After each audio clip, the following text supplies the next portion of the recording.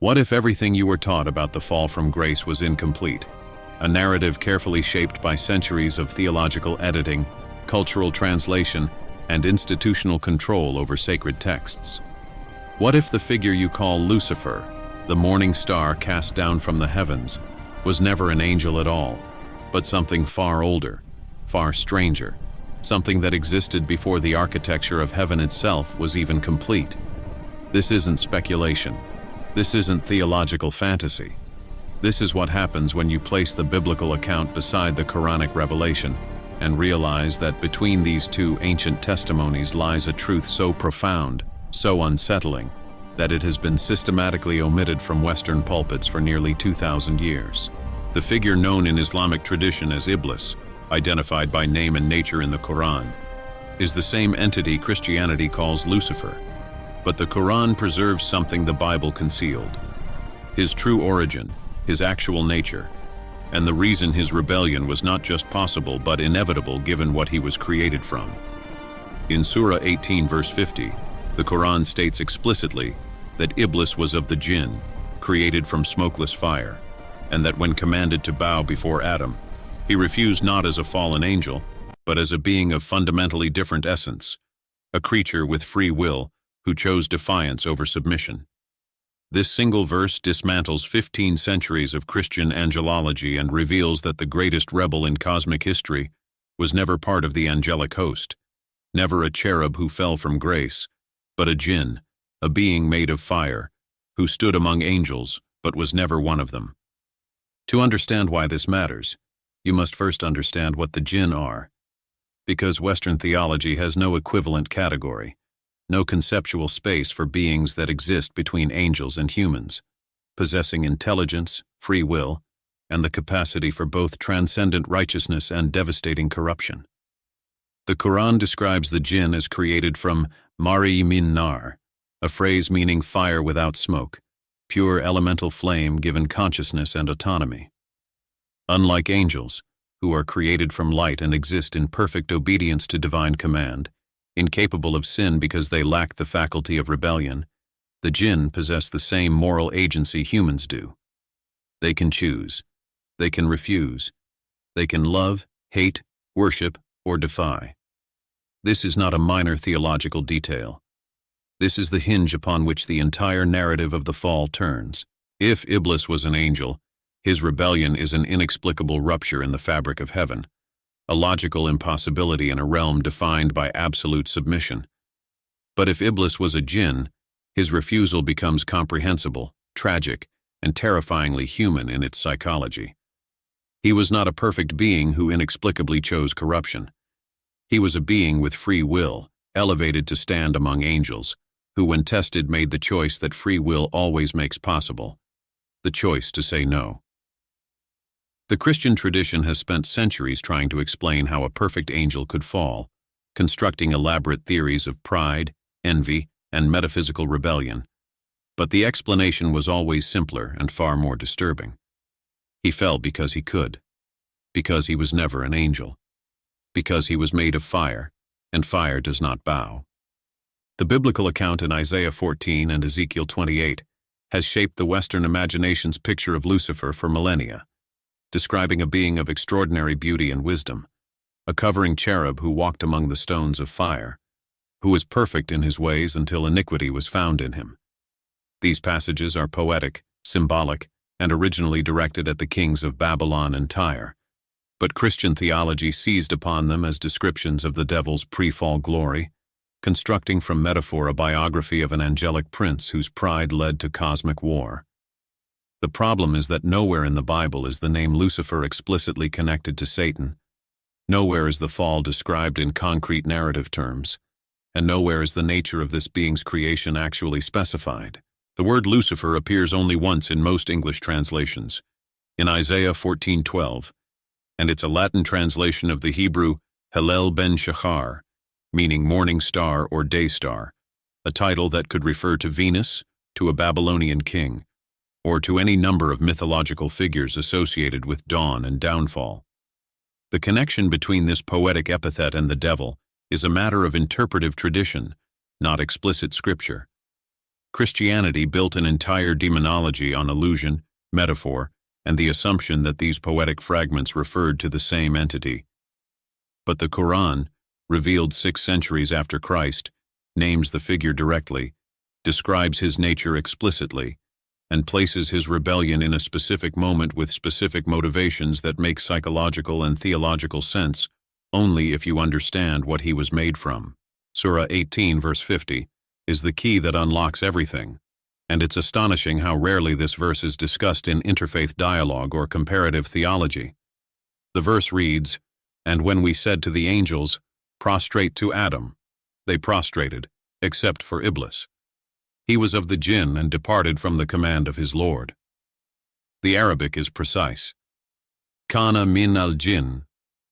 He was of the jinn, not an angel who became something else, not a cherub who was transformed by sin. He was from the beginning of a different creation, a different substance, a different order of being. This is confirmed across multiple surahs. In Surah 15, Iblis himself, when questioned by God about his refusal to bow, declares, "I am better than him.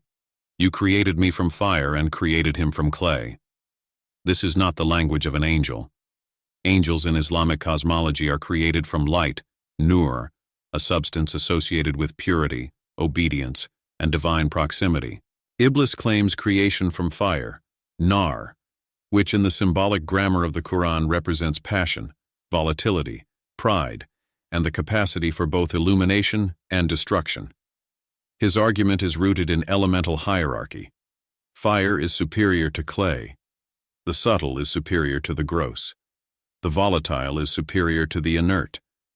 This is the logic of a being who sees creation as a hierarchy of substances and who believes his fiery nature places him above the mud-born human.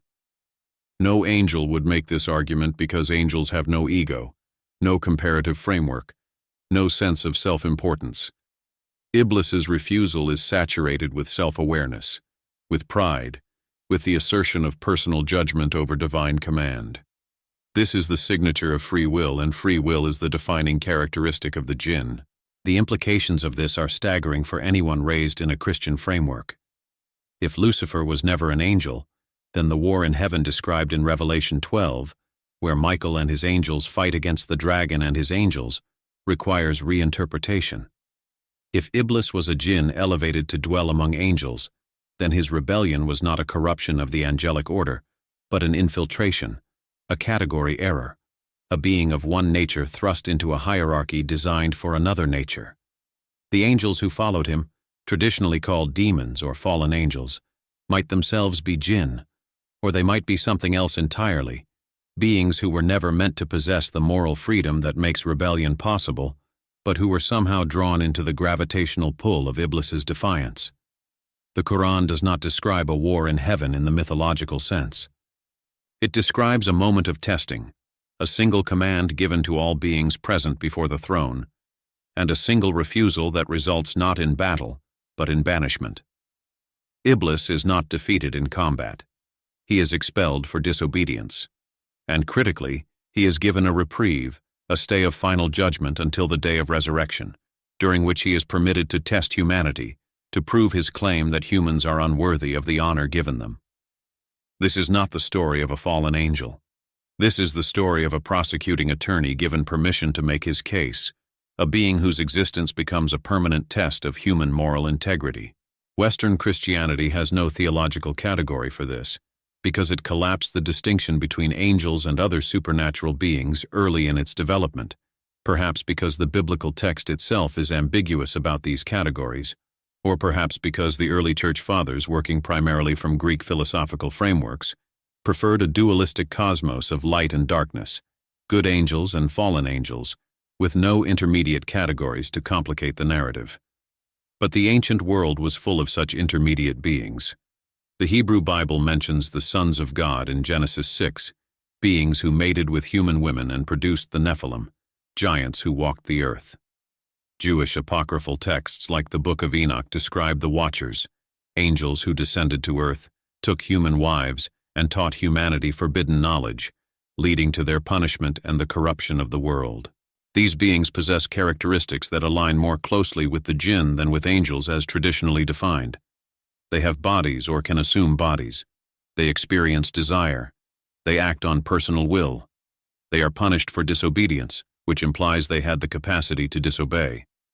The fact that these texts were excluded from the biblical canon or relegated to apocryphal status suggests that early Christianity was uncomfortable with beings that didn't fit neatly into the angel or demon binary. But Islam preserved this category, named it, defined its nature, and placed Iblis squarely within it.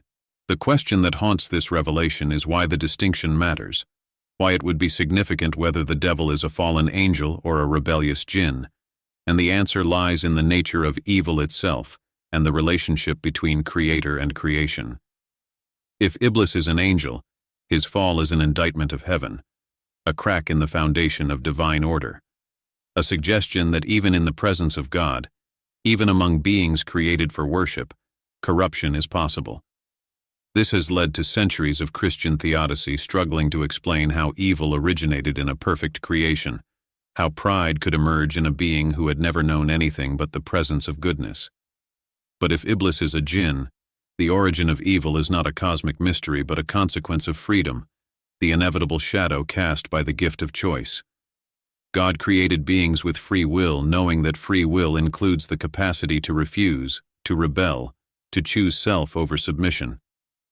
The jinn, and by extension humans, are not created in perfect obedience but in radical freedom, and Iblis is the first and greatest demonstration of what that freedom can produce when it is turned against its source.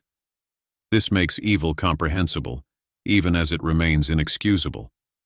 Iblis is not an anomaly.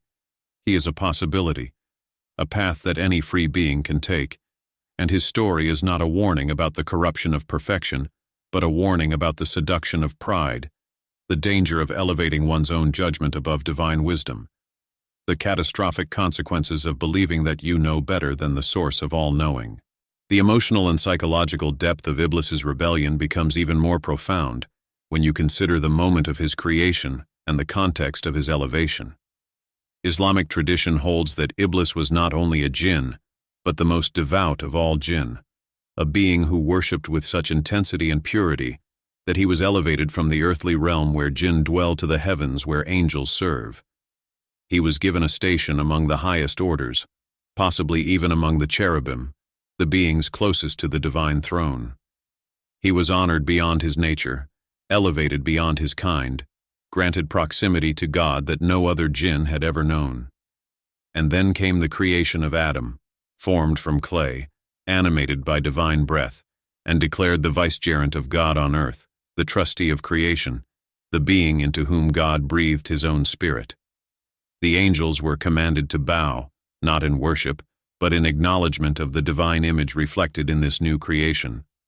And Iblis, standing among the angels, was included in that command.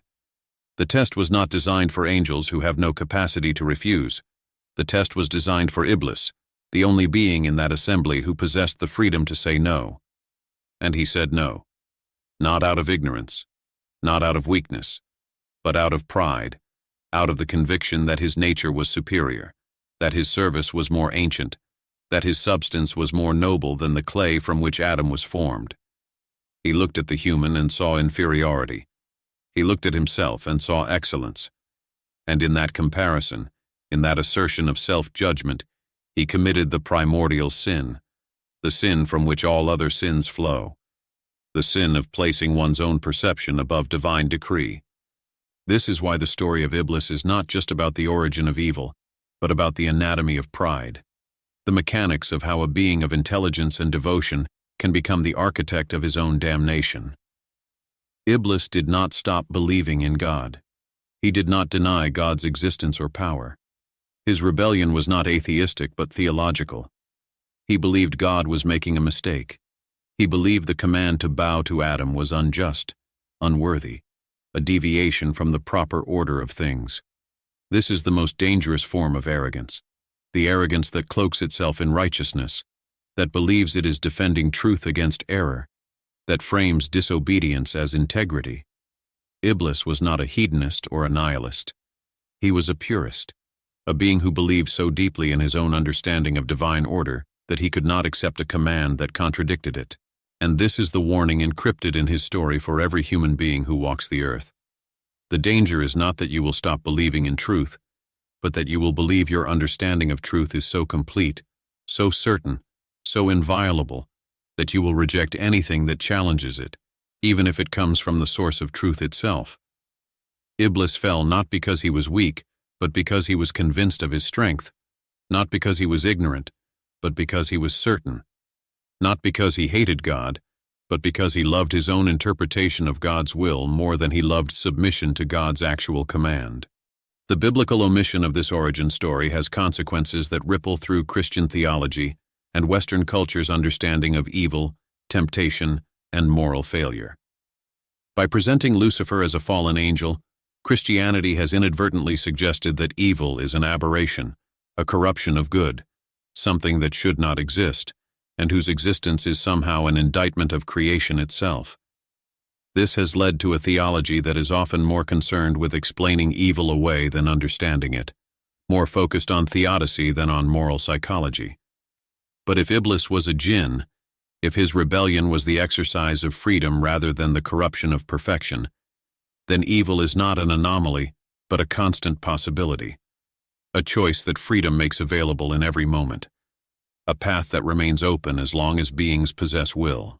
This shifts the focus from why evil exists to how we navigate the freedom that makes evil possible, from cosmic explanation to personal responsibility.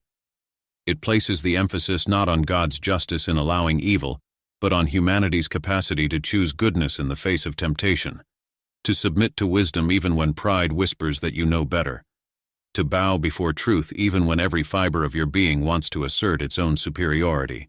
The conversation between God and Iblis after the refusal is one of the most psychologically revealing passages in the Quran, and it has no equivalent in the biblical text.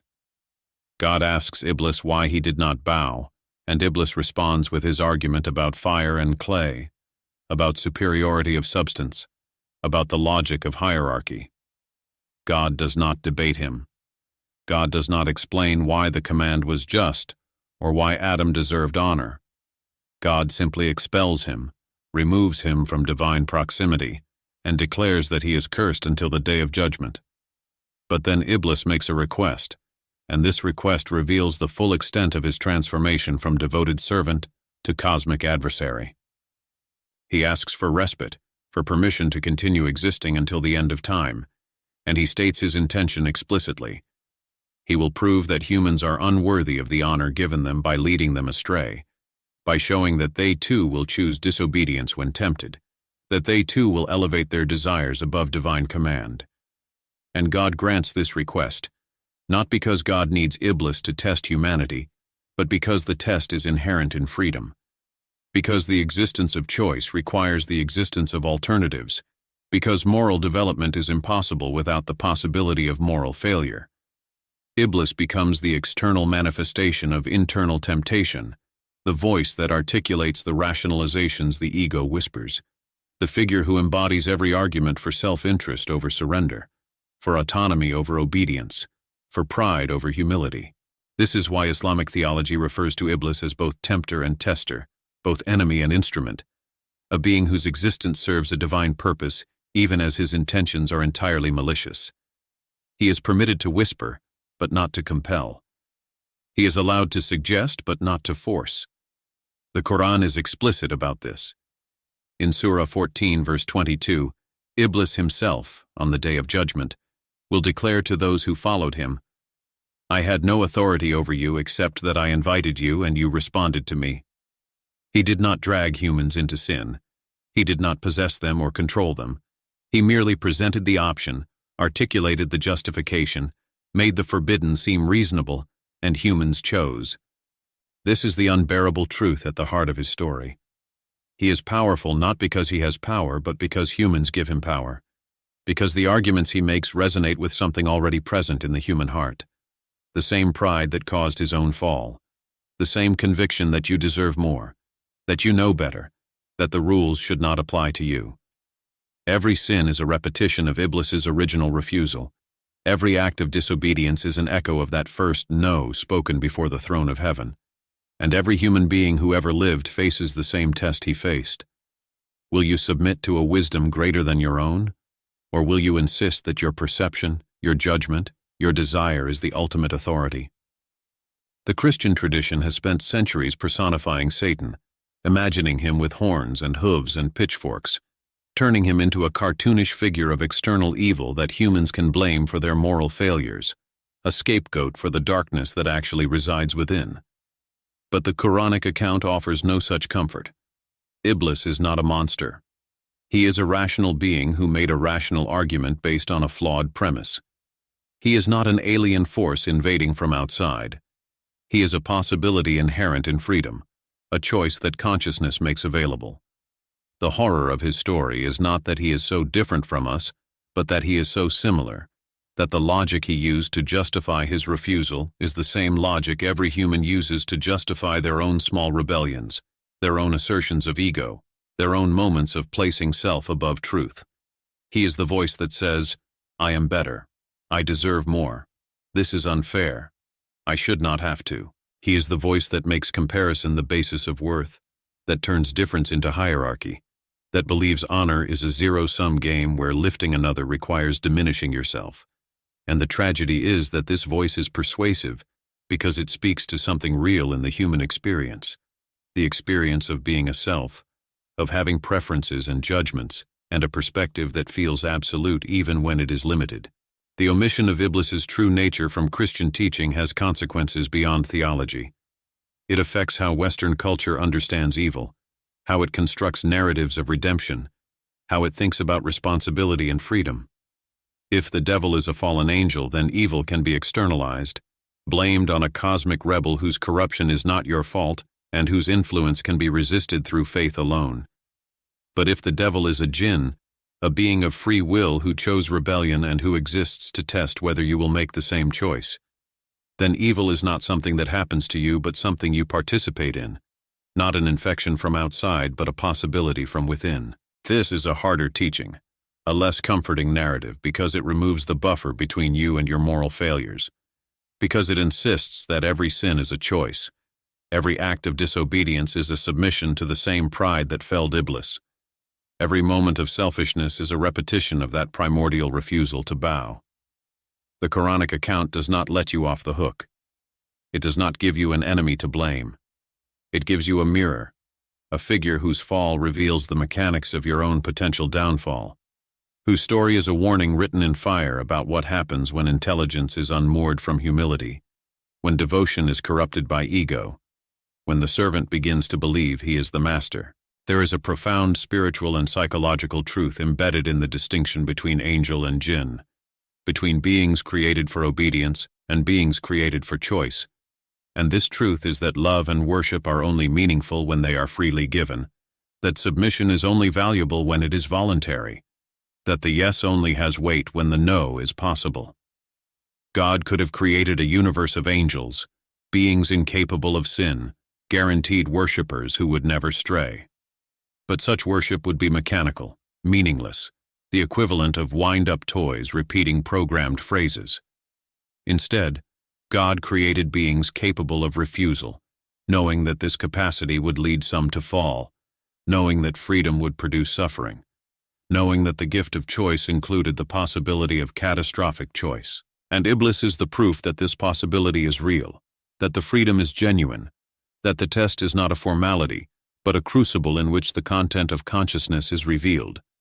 He is the first being to demonstrate that free will is not a metaphor or a theological abstraction, but a terrible and beautiful reality, a power so great that it can defy the Creator, a responsibility so heavy that its misuse leads to eternal consequence. What does it mean to live with this knowledge? To understand that the figure Christianity calls the devil was never an angel, but a being like us, possessed of will and passion, and the capacity for both transcendence and annihilation.